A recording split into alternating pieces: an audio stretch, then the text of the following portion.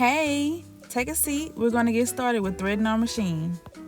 We are going to start by threading our bobbin, which goes at the bottom of the machine. And for this, we are going to use pink thread so we can check for accuracy at the end.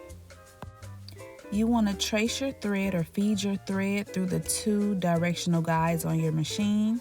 Then you want to loop it through the first top hole of your bobbin. Please make sure that you insert the thread into the top portion of the bobbin. Once you insert that thread into the hole, you want to push your bobbin to the right for it to thread.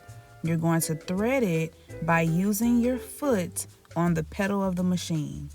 You wind as many bobbins as you need for this unit, and honestly, you're probably going to need 2 or 3, but 1 is just fine for demonstration purposes if you are only using the printable guides.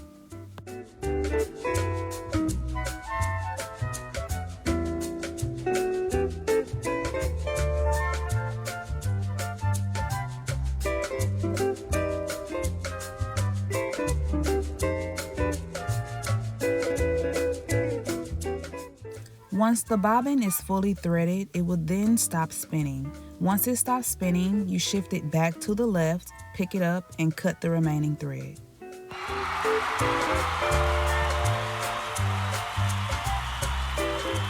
Look at what you did. You just made a whole bobbin. I'm talking about a whole bobbin. You did that. Now we're going to put it in the inside of the casing, and we are going to then thread the top of the machine. I wanted to give an up-close look on how to insert the bobbin casing. So here all I'm doing is putting it inside of the machine and sliding the outer thread to the left underneath that silver hook. Your bobbin should be counterclockwise.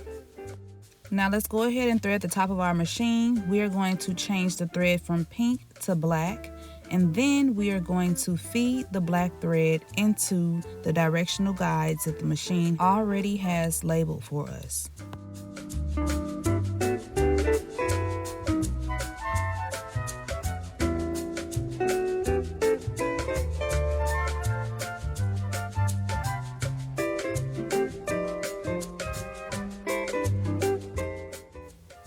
Now, if you take a closer look, after step 6, there are 2 hooks before you get to the actual needle. You want to hook them in so that your thread stays straight and it doesn't jam or anything like that as we are stitching.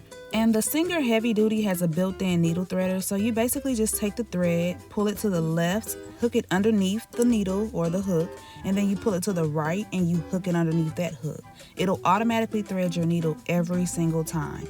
So now we're just going to join the bobbin thread and the top thread together so we can begin our stitch. You're going to pull the needle towards you in the upmost position, and if you have already inserted the bobbin thread correctly, it should come up and pull just like this.